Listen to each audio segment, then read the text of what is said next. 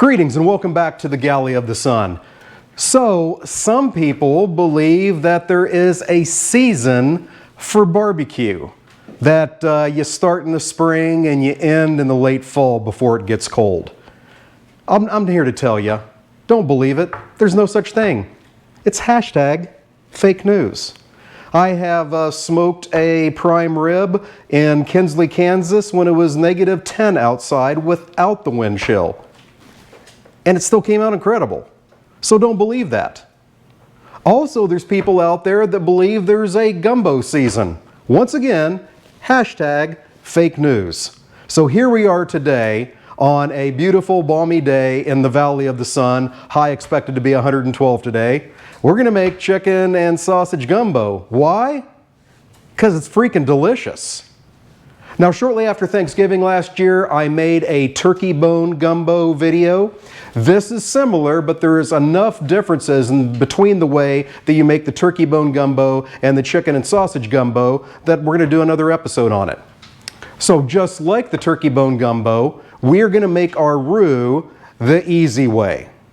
I have been making this gumbo for years and years and years. And the traditional way is a cup of flour and then a cup of fat, whether it be oil or butter or a mixture of the two. You take that, you throw it in your stock pan, and you stir it continuously for a long time. Now, of course, at some point, your spoon's going to skip a little bit, and you're going to splash that molten roux onto your hand, and then scream obscenities. And don't need that. There's a much easier way to do it. We're going to do a dry roux in the oven. So what I have here is 4 cups of all-purpose flour. I'm going to put this down on my baking sheet, and I'm going to spread that out evenly. And as always on the Galley of the Sun, I'm going to make a mess when I'm doing it. I have edited out the snide remarks of the peanut gallery. So what's going on right now is my oven is heating to 400 degrees Fahrenheit. We're going to take this flour, we're going to put it in the oven. We're going to set a 10-minute timer. At that point, we're going to pull it out and give it a good stir. Some of it's going to dry up, it's going to clump up a bit on us. We want to break those down, and then there's also going to be some uneven heating. We're going to repeat that process. On my experience, it's 4 or 5 times. What we're looking for here is turning our flour into the color of a cup of coffee with a dollop of creamer. So just short, yeah, black, no, you don't want to go there with your flour, but you want to get it as brown as you can because that's going to intensify that roux and make that gumbo absolutely fabulous. So we'll see you after a few iterations. All right, so it's been 10 minutes. Let's take a look at what it looks like after the first 10 minutes. All right, so you can see here that it's drying out. I am going to have some clumps. You can see that I got a little bit of browning in a few areas. Now we're going to take that, make sure we break everything up, and then we'll stir it up, put it in for another 10. But this is way less work and way less dangerous than doing it the traditional way. Also, you're going to end up with a lot less oil in your gumbo. Okay, you do not have to break up every little piece to get it back to its original consistency, but you know, you don't want any big clumps in there. So we'll get this spread back out as evenly as we can get it, and then right back in the oven. All right, we have completed round 2 of our dry roux baking. And we are getting there. We may get this in 3 iterations. As I said before, in my experience, it's been 4, but I'm liking the color that we're getting here. So especially as it gets darker, make sure you mix it up very well. Take your time with it. However tedious you think this may be, as I said, it is way easier than the traditional method. As you get closer to the end, it is very important to make sure you don't have any real thin spots that could potentially cook faster than the rest and burn on you. All right, looking good. Now, if you get nervous, you can always change your increments to 5 minutes. 4 cups of flour is a lot to burn, and it's going to cause a lot of smoke, so you don't want to do that. So, you know, sort of play it by ear. All right, time to check on it again. It is getting closer. So this time I'm going to take a spatula and press it down first before I go on mixing it. The method behind my madness here is to break up some of those lumps that are forming. And I think, looking at this, we're going to go one more time at about 5 minutes and then call this good. Because maybe 10% of this is the color that I want it. As we get closer and closer to the end, it gets more and more essential that we get this mixed up well. Don't neglect the corners. This batch is looking good. 5 more minutes in the oven, and I'm going to set this aside, put it on a cooling rack, and let it do its thing there, and we will get the rest of the ingredients for the gumbo prepared. All right, we are there. 35 minutes is what it took to do this. So I'm going to get it mixed up one more time, as I said, put it on the cooling rack, and then set it aside and get going with the rest of the ingredients. It is important that you do this last stirring before you put it on the cooling rack, because the pan is very hot. It is going to continue to cook as it sits there, but we're in no danger of burning it. Okay, the hard part's done, the roux done. Now we just got a lot of chopping and stirring to do from this point on. Next thing we got to get prepared is our holy trinity: peppers, onions, and celery. We're going to cut these into about 1/2 inch by 1/2 inch squares, because this gumbo is going to cook a long time. We do want to be able to see that there's onions, peppers, and celery in our gumbo when it's done cooking. So don't cut it real fine. That's perfect for jambalaya. It's great for etouffee. Gumbo's a different animal. So let's get it cutting. So one, as you can see here, all of your trinity can go into the same bowl. Number two, I am making mass quantities today. I got about 10 people coming over, and then I want to have leftovers to take in to the guys at work, and I want to be able to have lunches for the entire week. So I'm making a ton. Down in the description, I will have the recipe for a normal sized batch.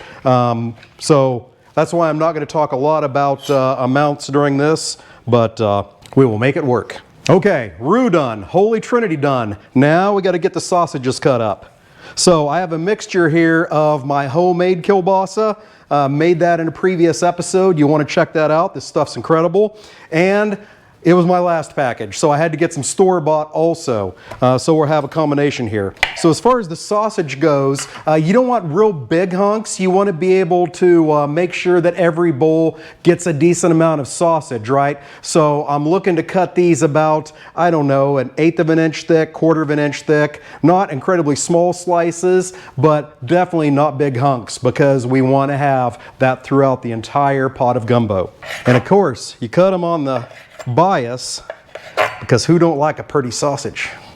Now this is a place where you can choose to add heat if you want. If you do like your gumbo on the spicy side, then you can use andouille here. Said it many times, we don't like heats for heat's sake, we love taste, so that's why I'm using kielbasa in this. Got one last chopping feat ahead of us. All right, last big chopping feat.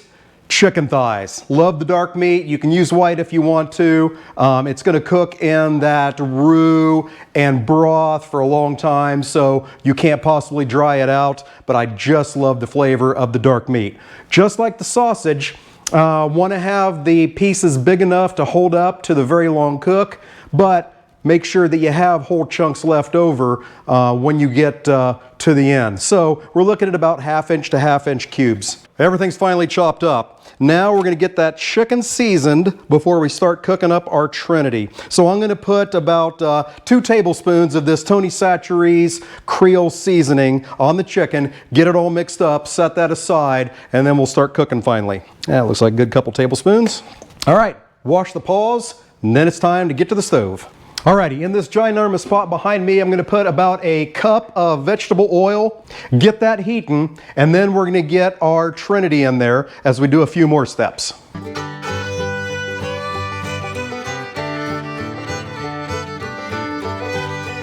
Okay, as my trinity is sauteing there, I'm going to get an obscene amount of better than bouillon chicken ready to get mixed up. I'm going to end up adding about 2 gallons of water to this thing. Once again, I'm cooking for a horde. I will put smaller amounts down in the description, but I need to be ready for that. So we'll get that going. I got my water heating. All right, pretty much the only danger of using the dry roux is getting too much added at one time and ending up with lumps in there, which we don't want. So On my other burner here, I am heating up a large pot of water. Once that gets close to boiling, I'm going to start spooning in my roux and mixing the hell out of it until I have it good and smooth, and then it'll go to the big gumbo pot. All right, the water is ready for my chicken stock. So get that mixed up. Fantastic. The Trinity's about halfway there, so now I'm going to add my salt and cayenne. All right, next goes in an obscene amount of garlic. It is the galley of the sun. You knew it was coming. All right, so now the garlic's super aromatic. In goes the sausage and the chicken, and we're going to keep stirring that.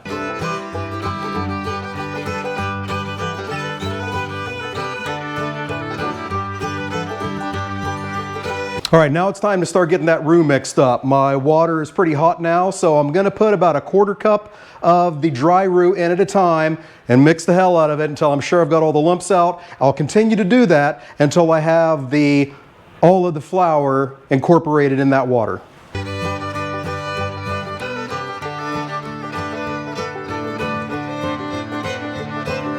You can see there, it's almost the consistency of fudge. Now, I'm going to dump the roux into the pot, add the chicken stock, and then water until I get it the consistency I want it.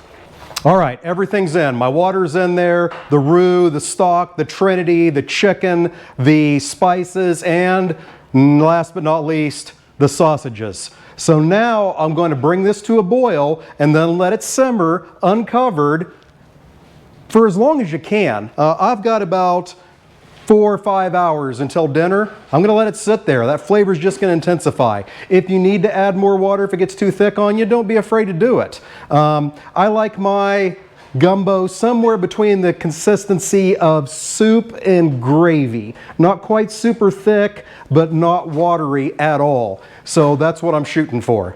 We'll see you in 4 to 5 hours and talk about it then.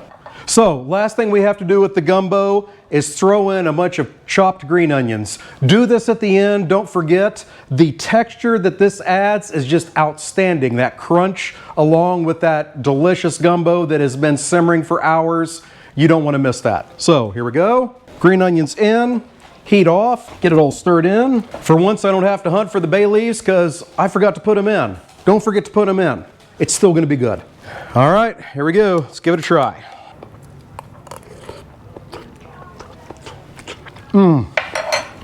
Hot, but absolutely delicious. The depth of flavor is there. The sausage, the chicken, fantastic. Hey, I hope you like what you saw today. If you did, hit that like button, hit the subscribe button, don't miss an episode. Thank you so much for joining us on today's very long journey. Until next time, fair winds and following seas.